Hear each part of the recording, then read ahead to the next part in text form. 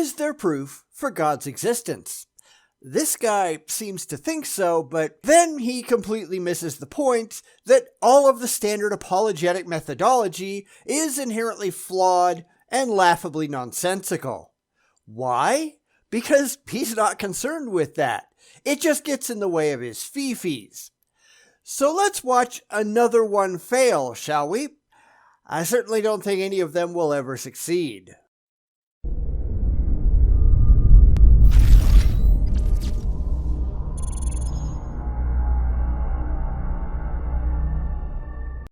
Today, we're looking at a channel called No Rival Nation, and they ask a very important question.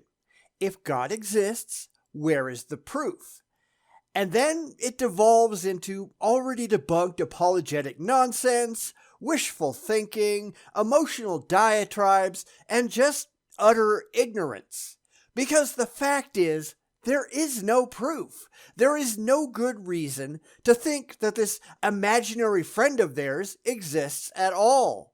But the religious can't handle that, so they just make things up to rationalize their beliefs to themselves, because they make no sense whatsoever otherwise. So here we go again, friends. I don't care how many times we see it, these people never get any better. What's up, No Rival Nation? Look, I'm so glad to be back, and I got some news for you. We are about to start diving into some heavier topics as it relates to defending the faith and apologetics. Hopefully, you're going to do a lot better than, well, any other apologist out there, because they all suck. So here's hoping that you can do it better than they can, but I'm not going to hold my breath. And the reason is, religion just doesn't have anything which can actually defend it. Not rationally anyhow. So forgive me if I go into this thinking that you're going to fail miserably just like all the rest do. But by all means, feel free to prove me wrong. I'd like that. I really would. I just don't think it's going to happen. On top of all the other stuff that we already do, as far as like the music and the funny stuff and all of that good stuff. But I believe that there is no better time than this to learn why you believe what you believe. Like, we really have to learn how to stand on the truth and how to articulate why we believe what we believe. Then go ahead. But don't do it emotionally, which seems to be the only reason anyone believes this nonsense. Do it rationally. Do it skeptically. Prove that you have any good reason to believe what you believe, and it isn't just some childish fantasy based on feelings, not facts. Because that's the one thing that the religious never, ever, ever, ever have. Facts. Objectively verifiable, demonstrable facts. They can't pull out any verifiable data. It's all word games and emotional appeals, nothing more. And that's just not good enough. It isn't. Sorry, it just isn't. So, I'm going to give you this content in a very digestible and very condensed fashion so that on your own time, you can use it as a springboard to go and do your own research. Oh, that would be nice, wouldn't it? But nobody ever does any actual research, if you notice. They just take emotionally comforting diatribes from YouTube, from the pulpit, from books, and from the Bible, etc., and they just run with it. They don't think whether or not any of it is true or defensible. Why bother? It makes them feel good, so, it's got to be right? And this is why most people are so dumb when it comes to their religious beliefs. They don't think. They're too busy feeling. That's a problem. Let's get into it. 3 of the most powerful reasonings as to why God does exist are the moral, teleological, and cosmological arguments. So, you're not going to be saying anything intelligent. Gotcha.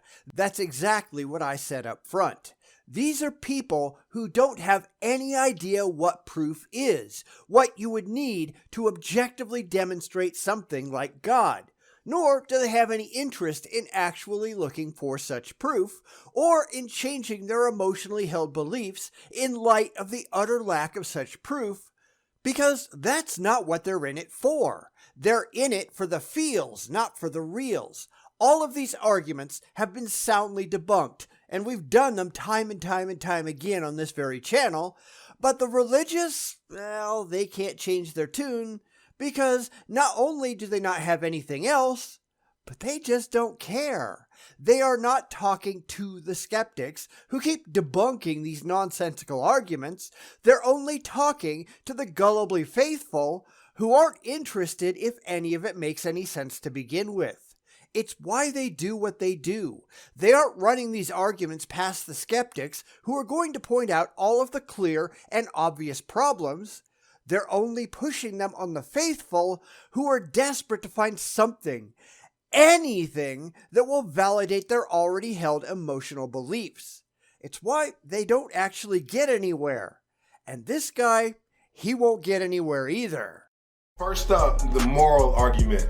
Evidence of God exists in our daily human experiences, starting with our innate sense of morality. Which, A, we don't really have, or at least not like you mean, and B, it can be better explained through purely naturalistic means that don't rely on imaginary friends in the sky. But okay, we'll go stomp on your silly arguments once again. I mean, I'm willing to give him the benefit of the doubt because maybe, just maybe, he's come up with a new and original formulation. I don't think so, but hey, you never know, right? So, go ahead. Tell us how the moral argument proves your very specific version of a God objectively and demonstrably exists. This should be good. Life compels you to believe that there is love and hate, there's good and evil, there's truth and deception. Except it doesn't. All you have to do is look outside of your local bubble to see that the ideas of morals vary greatly across the face of the planet, and also across the span of time. And that's one thing that I notice about most of these religious pundits. They don't actually have much experience outside of their local area. Now, this could explain why they seem to think that everyone is just like they are, because all of the people that they choose to surround themselves with are just like they are. But if they actually understood the larger world that they live in, they couldn't possibly make these absurd claims that they make. There are lots of people whose personal views of what any of those terms mean are diametrically opposed to your own. There isn't a single definition of what any of those things mean. It's why a naturalistic explanation fares far better, but the religious, they just don't care, do they? But anyway, get on with it. Let's watch you fail some more. And the most reasonable explanation as to why people share these moral terms is because there is a real moral law provided by a real moral law giver. And that's not remotely the case. The most reasonable explanation for why humans have similar views, especially in things that are necessary for survival, is because humans all need the same things. Humans are, in general, identical inside. What we need and what we want are often the same. It's funny how the religious have no rational explanation for those who go outside of their little bubble mentality, though, right? Everyone is like this, except for those people over there, and we're just not going to talk about them because it kind of destroys our narrative. If everyone automatically had the same moral codes, then we wouldn't need laws, would we? We wouldn't have prisons. Nobody would steal, nobody would rape, nobody would commit crimes of any kind, because everyone would automatically do what God wants them to do. Except that's not the reality we live in. So they have to make up an ad hoc explanation for why it isn't as they assert it should be, and in so doing, they disprove the moral argument on their own. Funny how that works, isn't it? Number 2, the teleological argument, which looks at the structure of the universe. Except it doesn't understand the structure of the universe. Now, I'll let him go and make a fool of himself in a second, but I think it's important to point out just how badly this argument fares, because it doesn't understand the argument that it's trying to make. It's an appeal to ignorance, as we'll see in just a second, I'm sure. It's grabbing one concept from science and then twisting it around to mean something entirely different because the people that they're talking to, they don't know any better, do they? They don't understand that that's not what any of this means, which, again, is why the religious apologists don't talk to the skeptics who are aware of the failings of these arguments. They only talk to stupid, gullible people who lack the rational background to comprehend the problems. Anyhow, get back to it. We'll watch them fail in real time. Our solar system, our DNA, subatomic particles, all of these things give the appearance that things have been purposefully arranged. Appearance. From your interpretation, not reality, your interpretation. There's a difference between what actually is and what you insist on seeing it as. If you look up in the sky and you see, a duck in the clouds, that doesn't mean there's actually a duck in the clouds. This is your brain trying to make sense of visual data by interpreting it in light of things you already know. It's a very well-known mental aberration called pareidolia. We evolved to look for predators and other dangers in our surroundings. Our brains naturally try to make out shapes in the shadows that might suggest that danger lies there. Interpreting danger incorrectly 9 times out of 10 will still save your life the 10th time the danger is actually there. It's why we see things the way that we do, and why our brains work the way that they do. Anyone with any knowledge on the subject will look at this guy and laugh, which is why they don't talk to people who know anything about it. They're counting on the ignorance of their audience, and this guy might be ignorant too, I don't know, because I think a lot of apologists are just as dumb as the people they talk to, so I guess that might be pretty likely. But still, it's nothing to be proud of. For example, when you look at the position of the sun, if it was any farther away, we would freeze up. If it was any closer, we would burn up. And if it hadn't been in the right position, life would never have evolved on this planet, and nobody would be here to make these observations.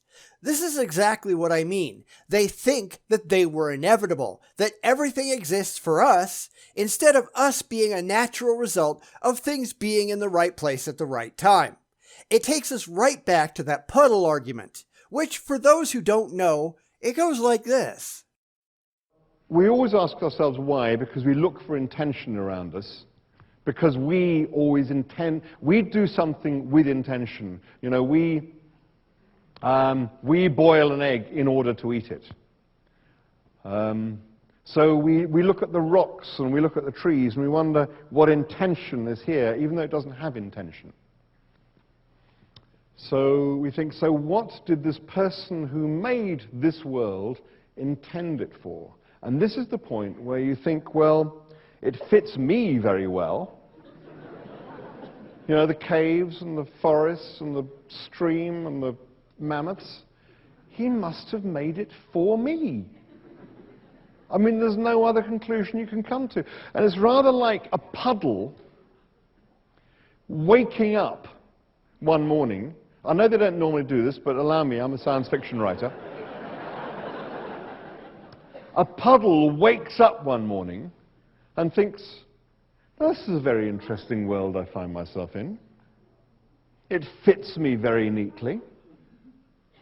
In fact, it fits me so neatly, I mean, really precise, isn't it?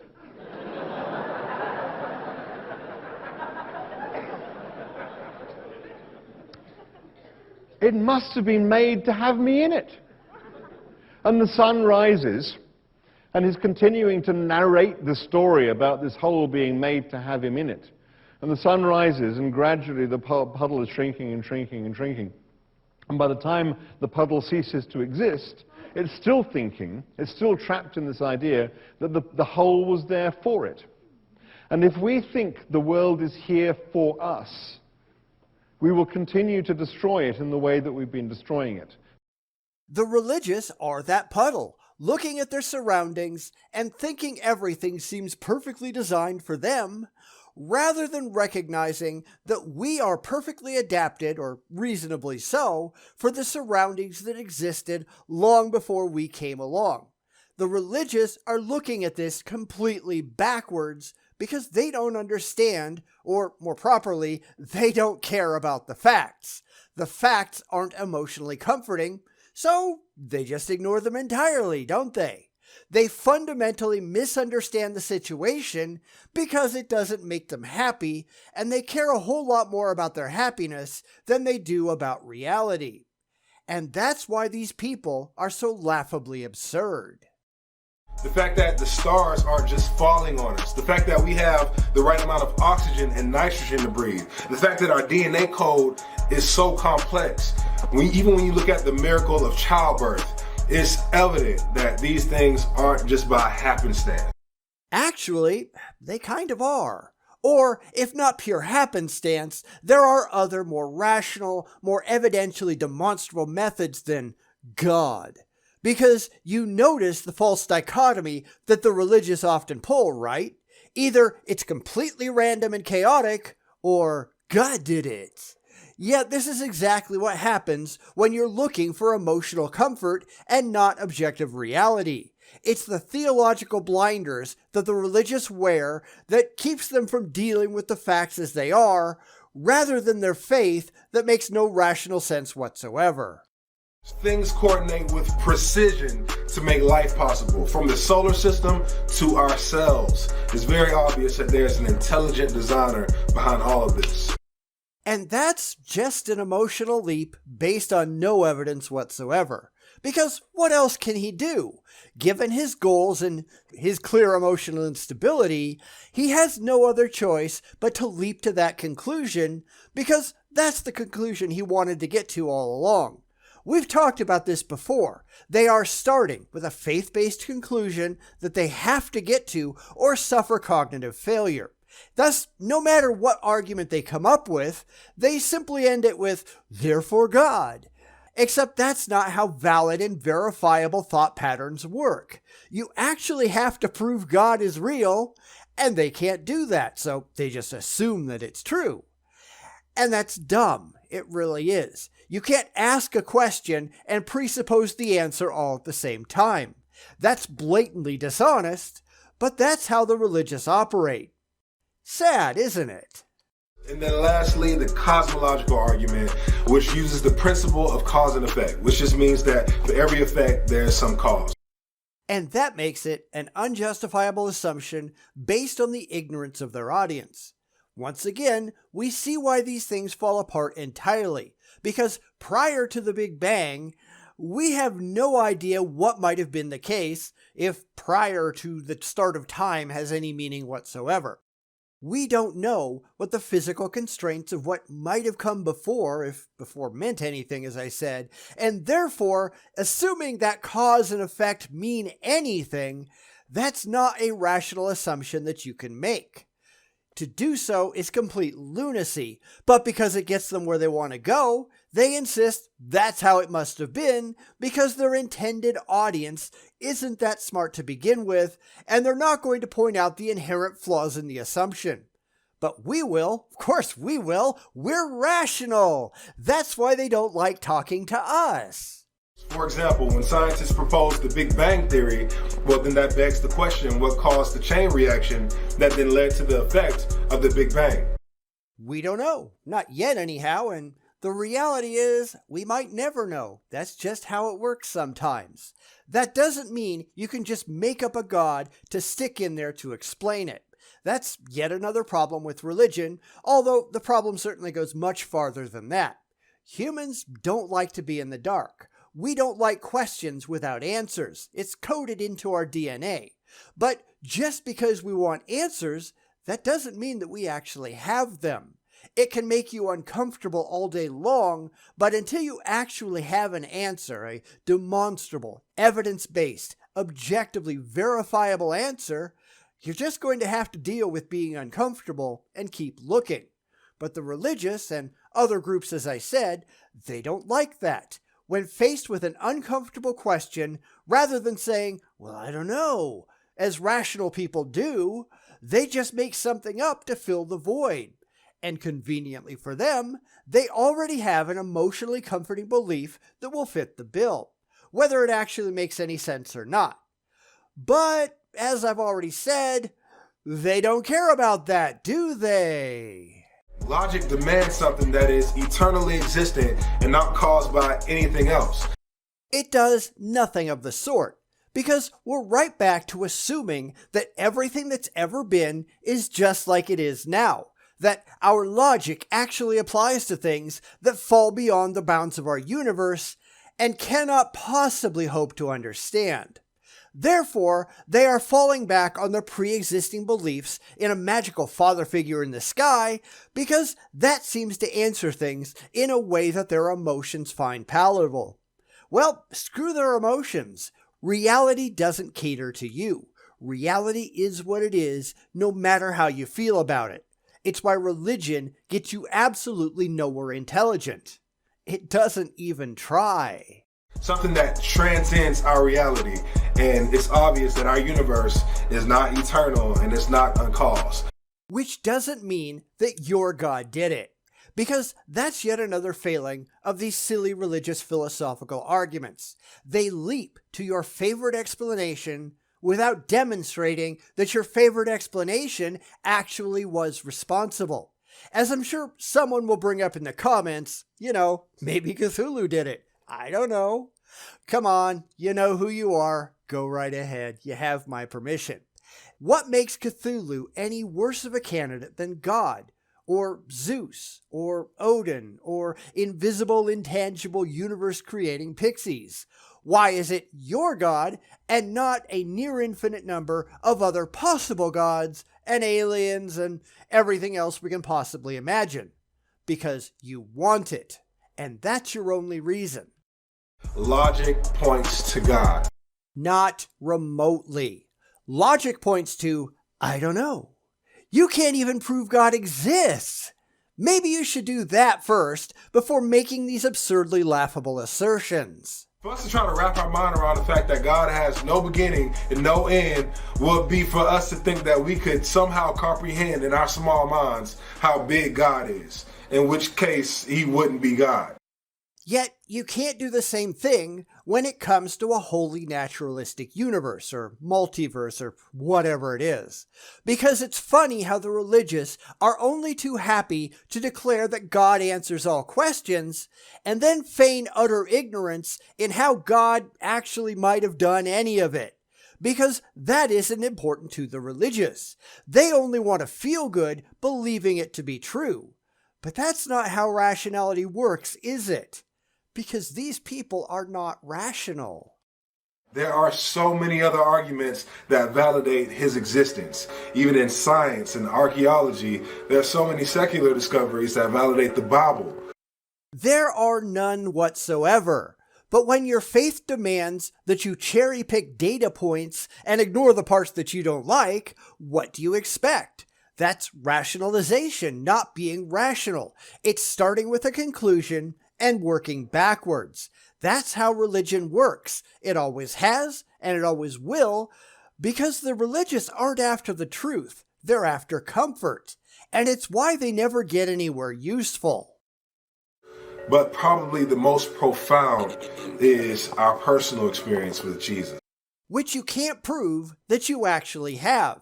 And this takes us right back to children and their imaginary friends. Children really believe that these delusions are real. They think that they actually talk to them, and their fantasy friends talk back. They're just wrong. They just are. You can't decide what reality is on your own. You can't demand that you have magical superpowers that nobody else can see. That's called insanity, and fundamentally, that's what the religious are. Insane. They are talking to nobody and thinking that that nobody is real. And you people have severe mental problems. You really do. Changed lives, renewed minds, broken addictions. These things point to the existence of God. No, they don't, because people do those things without your imaginary friend all the time. But the religious just like to make up excuses. "Oh, well, that was really God. They just don't know it." No, there's no reason to think that your stupid God exists, period. Maybe you're just doing these things on your own and giving this imaginary friend of yours the credit. That makes a whole lot more rational sense than your silly beliefs. But it doesn't make you happy, so you refuse to acknowledge it. And there's a word for that: pathetic. When you look at it like that, it's kind of like you'd have to have more faith to believe that God doesn't exist versus to believe that he does. This isn't about belief. This is about proof. Where is the proof that you promised in your video title? Because you haven't presented anything worthwhile. This is just pandering to the already delusional and refusing to actually look at the questions that you're asking.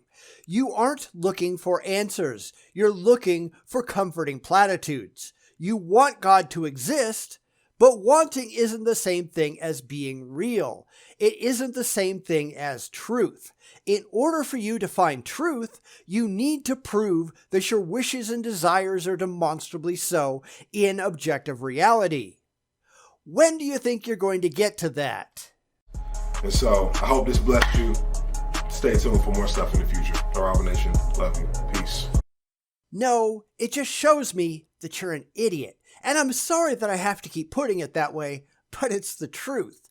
Because the flaws in these arguments are so painfully obvious to anybody with eyes and a brain that you have to be purposely avoiding looking at them not to see them. That puts you into the willfully ignorant camp, perhaps even religiously deluded or utterly dishonest. You are nowhere near a skeptical, rational, intelligent seeker, not even in the same galaxy. It's really where all of these religious videos go so horribly, horribly wrong. They don't understand what evidence is. They don't understand how to evaluate questions intellectually. They don't know how to be rational or critical thinking. It's all about feelings and blind faith and wishful thinking for the sake of emotional comfort. If that's something that impresses you, then you, my friend, are an idiot. You really are. And there are a lot of idiots out there. You're in very good company. But it isn't something for which you should be proud. You ought to be ashamed of yourself. Because I'll tell you, there's a lot of intelligent, rational, critical thinking skeptics out there who are looking at you and being ashamed in your stead. You're getting laughed at.